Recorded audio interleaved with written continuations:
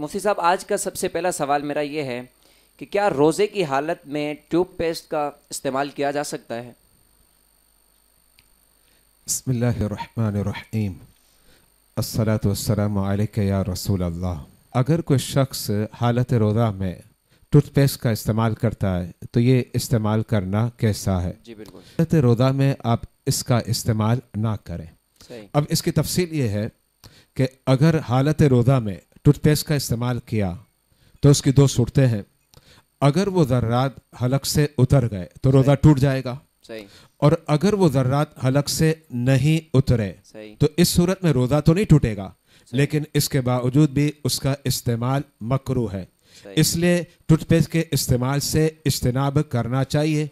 और ये समझे कि कभी इम्कान है कि अगर आपने टूथपेस्ट का इस्तेमाल किया तो ज़र्रात हलक से उतर जाएंगे। अगर उतर गए तो रोज़ा फासिद हो जाएगा। सही।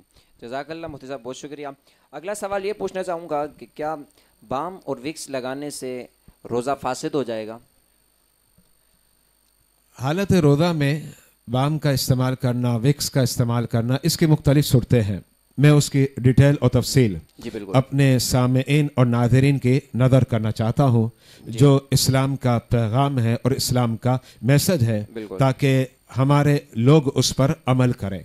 बाम है या विक्स का इस्तेमाल अगर वो करना चाहता है हालत रोज़ा में तो नाक के बैरूनी हिस्से पर कर सकता है। सही। नाक के बैरूनी हिस्से पर अगर वो उसका इस्तेमाल करता है, इससे रोज़े पर कोई हर्ज नहीं आएगा, रोज़ा अपनी जगह पर बरकरार रहेगा। इसी तरीके से अगर बाम और विक्स का इस्तेमाल माथे पर करता है तो इस सूरत में भी रोज़ा अपनी जगह पर बरकरार रहेगा। लेकिन अगर बाम और विक्स का इस्तेमाल नाक के अंदर करता है तो फिर इसकी दो सूरतें हैं। ज़र्रात अगर उतर जाए, नीचे पहुंच जाए तो रोज़ा फासिद हो जाएगा, और अगर ज़र्रात नीचे ना उतरे तो इस सूरत में रोज़ा फासिद नहीं होगा। इस सूरत से बचना चाहिए। अब एक और चौथी सूरत बतलाना चाह रहा हूँ, क्योंकि बाद मर्तबा हम बाप लेते हैं तो अब बाप के अंदर बाम और विक्स डालते हैं। अगर आपने पानी के अंदर जो है बाम या विक्स का इस्तेमाल किया और उससे आपने बाप ली तो इस सूरत में रोज़ा फासिद यानी टूट जाएगा। सही। जज़ाकल्लाह मुफ्ती साहब, बहुत शुक्रिया। इंशाअल्लाह आपसे बातचीत होती रहेगी। नाजरीन, अगर आप भी कोई सवाल पूछना चाहते हैं तो आप हमारे व्हाट्सएप नंबर पे मैसेज करके सवाल पूछ सकते हैं। इंशाअल्लाह व ताला अज़ीज़ आपको जवाब मिलेगा। आइए, हमें कुछ कॉल्स मौसूल हुई हैं, देखते हैं उनमें हमारे नाजरीन क्या पूछना चाहते हैं। जी, पहली कॉल सुनाइएगा। अस्सलामु अलैकुम वरहमतुल्लाहि वबरकातुहू। मुफ्ती साहब से मेरा ये सवाल है, कोई शख्स सफ़र के लिए निकलता है तो रोज़ा रखे या छोड़ सकता है? इस मसले की वजाहत फरमाकर हमारी रहनुमाई फरमाएं। जी माशाल्लाह, बहुत अच्छा सवाल है।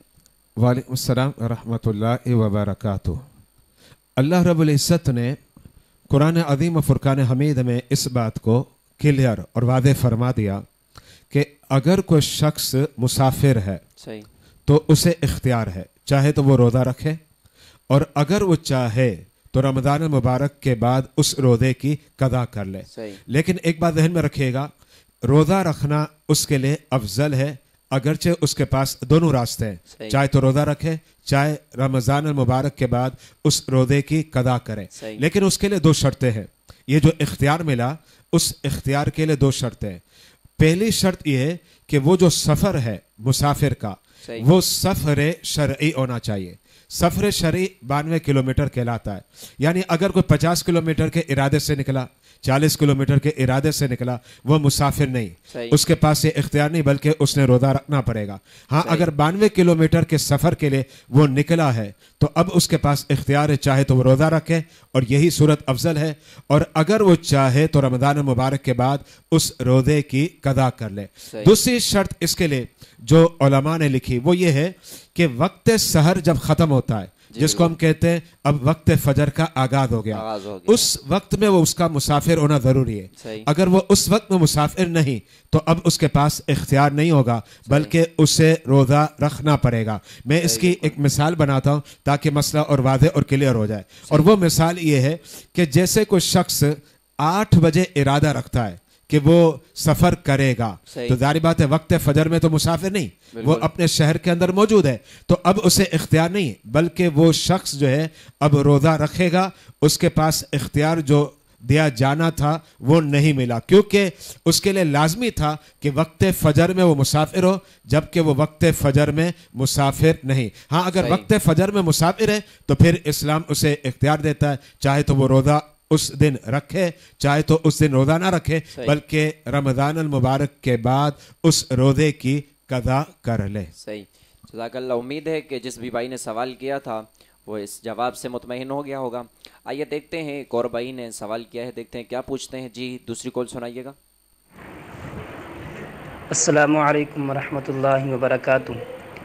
मुफ्ती साहब से मेरा सवाल ये है कि औरत की इद्दत वफ़ात 4 माह 10 दिन है, ये 4 माह 10 दिन से कितने अय्याम मुराद हैं? इस सवाल का जवाब देकर हमारी रहनुमाई फरमाएं। वालेकुम अस्सलाम व रहमतुल्लाहि व बरकातुहू। इद्दत वफ़ात, इसका तज़किरा कुरान के अंदर मौजूद है और कुरान ने बड़े वाज़े लफ्ज़ों में इसे बयान किया है कि 4 माह और 10 दिन है। और ये बात ध्यान में रखिएगा, सिर्फ यही इद्दत जो है ना 4 माह 10 दिन, ये एक तवील इद्दत है। तो 4 माह 10 दिन वाली जो इद्दत है उसमें अगर आप देखें तो एक महीना अगर 30 दिन का है तो अगर आप हिसाब लगाएं तो 130 दिन बनते हैं, 4 माह 10 दिन। लेकिन यहाँ ये मसला जहन में रखिएगा, अगर शोहर का इंतकाल 1 तारीख को हुआ इस्लामी कैलेंडर के एतबार से, तो अब 4 माह 10 दिन है। अब इसका मतलब ये हुआ कि 4 माह गुजरेंगे और वो 4 माह जो है इसमें इस बात का एहतमाल है कि हर महीना 30 दिन का हो, इस बात का भी एहतमाल है कि हर महीना 29 दिन का हो, और इस बात का भी एहतमाल है कि कुछ महीने 30 दिन के हो और कुछ महीने 29 दिन के हो। तो 4 माह इस तरीके से मुकम्मल करें, फिर इसके बाद 10 दिन मजीद हैं तो ये उस औरत की इद्दत मुकम्मल हो जाएगी। लेकिन याद रखिएगा, इद्दत का ताल्लुक इस्लामी कैलेंडर से है, इस्लामी तकवीम से है, शमसी तारीखों से नहीं जो आजकल हमारे यहाँ राइज है। लेकिन अगर शोहर का इंतकाल 2 तारीख को हुआ या फिर 3 तारीख को या 4 तारीख को, तो अब इस सूरत में 4 माह 10 दिन नहीं बल्कि मुकम्मल दिन शुमार किए जाएंगे, और वो दिन इस तरीके से होंगे कि 4 माह के 120 दिन हैं और मजीद 10 दिन, यानी 130 दिन जो है वो इद्दत गुजारेगी।